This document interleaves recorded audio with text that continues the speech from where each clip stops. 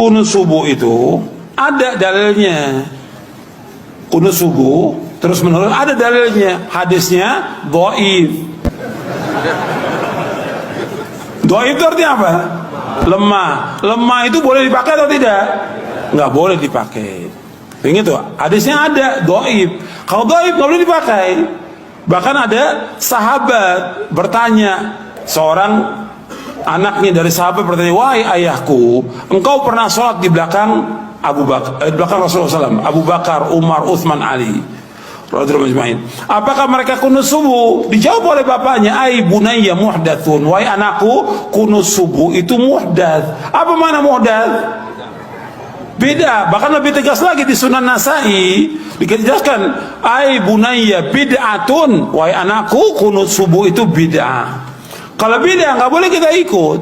Sekarang kalau kita sholat di belakangnya orang yang kunut subuh, ya kita memperbanyak baca pujian kepada Allah. Bisa kita baca Rabbana lakal hamdu terus kita ulang-ulang sampai 10 kali nggak ada masalah. Bahkan Nabi pernah membaca li rabbil hamdu li rabbil hamdu li rabbil hamdu li rabbil hamdu terus sebanyak-banyaknya. Bab saat itulah saat memuji kepada Allah. Mereka kunut, biarkan mereka kunut. Kita baca pujian kepada Allah, jangan ikut kunutnya dia. Tapi kalau dia sujud, wajib ikut karena kita bermakmum dengan imam. Nggak boleh kita menyalahi imam. Tapi ketika dia berbuat beda, nggak boleh kita ikut bid'ahnya. Jelas? Kemarin banyak persoalan-persoalan tentang kunut. Kunut itu bid'ah katanya, Ustaz. Begini. Anda boleh punya pendapat, tapi Anda jangan lupa ada ragam pendapat dari para ulama. Maaf ibu bapak sekalian, keterangan hadis kunut itu bid'ah terdapat di hadis ada An-Nasai, ada juga di Al-Bukhari. Turunkan semua hadisnya. Anda tahukah Anda periwayat hadisnya itu juga kunut? Imam An-Nasai mazhabnya Syafi'i, beliau kunut. Imam Al-Bukhari mazhabnya Syafi'i, beliau kunut. Saking objektifnya, beliau riwayatkan tentang sahabat yang tidak kunut. Kenapa beliau tidak kunut? Karena dalam hidupnya tidak pernah melihat Nabi kunut. Sahabat ini, tapi kan yang lain banyak sahabat juga. Di ketika Nabi berjalan, tidak semua sahabat ikut. Nabi ke Badar, sebagian sahabat ikut. Nabi ke Uhud, sebagian sahabat ikut. Tidak setiap tempat sahabat ikut semua. Saya mau ke Uhud ya, semua Madinah ikut ke Uhud. Madinah kosong. Saya ke Badar ya, saya ke Taif ya, apa semua ikut? Tidak, semua menyebar. Makanya ketika Nabi perjalanan, sebagian sahabat ikut. Nah, ada seseorang ketika berada di belakang Nabi, setiap dia sholat di belakang Nabi, dalam keadaan subuh, Nabi tidak kunut. Sedangkan sifat sahabat itu mengamalkan apa yang dilihat. Jadi yang dia lihat itu yang diamalkan. Misal Wa'il bin Hujur sholat di belakang Nabi, Nabi turun pakai lutut. Abu Hurairah sholat di belakang Nabi, Nabi turun sujud pakai telapak tangan.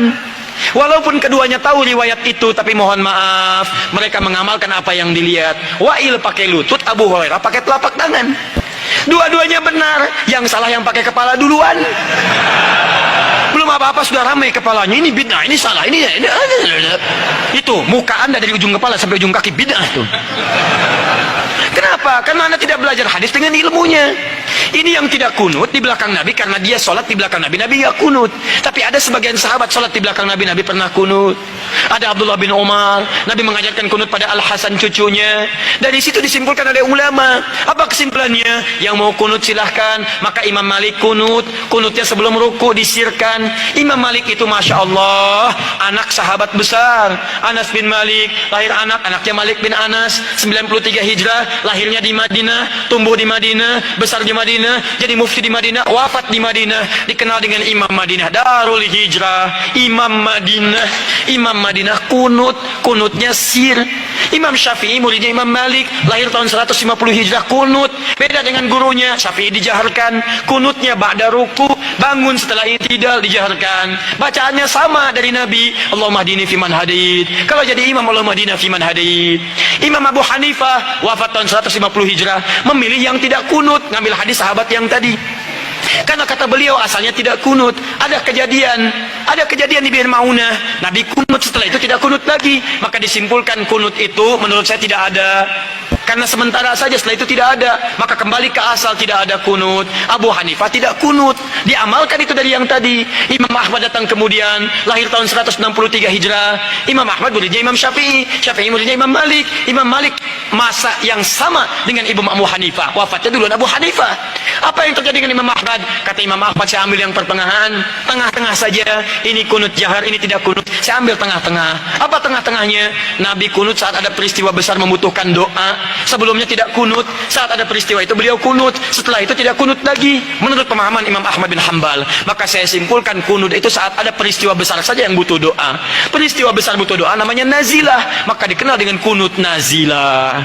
Tapi hebatnya Imam Ahmad dengan Imam Syafi'i tidak ada masalah. Salat di belakang Imam Syafi'i beliau kunut. Imam Syafi'i salat di belakang Imam Ahmad beliau tidak kunut. Imam Syafi'i datang ke tempat Imam Abu Hanifah. Imam Abu Hanifah sudah wafat.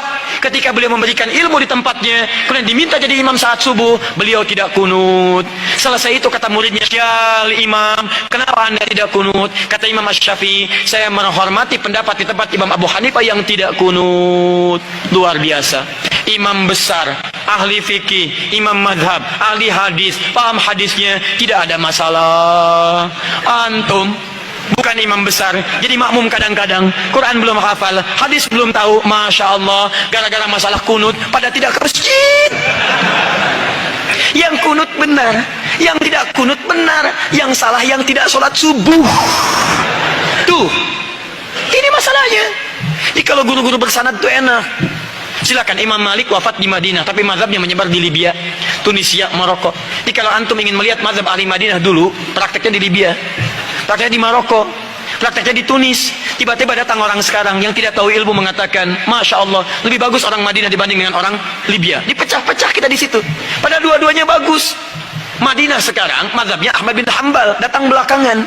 Yang dipraktekkan di Madinah dulunya mazhab Imam Malik, datang Imam Syafi'i, dipraktekkan Imam Syafi'i. Sekarang, maaf, yang pimpin itu mengambil mazhab Imam Ahmad bin Hanbal, dipraktekkan di dalamnya, dipraktekkan mazhab Imam Ahmad bin Hanbal. Kalau Anda ingin melihat Madinah tempo dulu, pergi ke Libya, pergi ke Tunisia, pergi ke Maroko, pergi ke Aljazair, itulah mazhab Imam Malik di sana. Kalau ingin melihat kekinian, pergi ke Saudi, ada di Ummul Qura, ada di Madinah, ada sekitarannya mazhab Imam Ahmad bin Hanbal. Kalau ingin Imam Syafi'i, pergi ke Mesir, pergi ke Syria. Kalau ingin lihat Imam Abu Hanifah, pergi ke mana? Ke Pakistan, ke India, sebagian Cina. Kalau ingin melihat keempat-empatnya, Abu Hanifah, Malik, Syafi'i, Ahmad bin Hanbal, pergi ke Indonesia.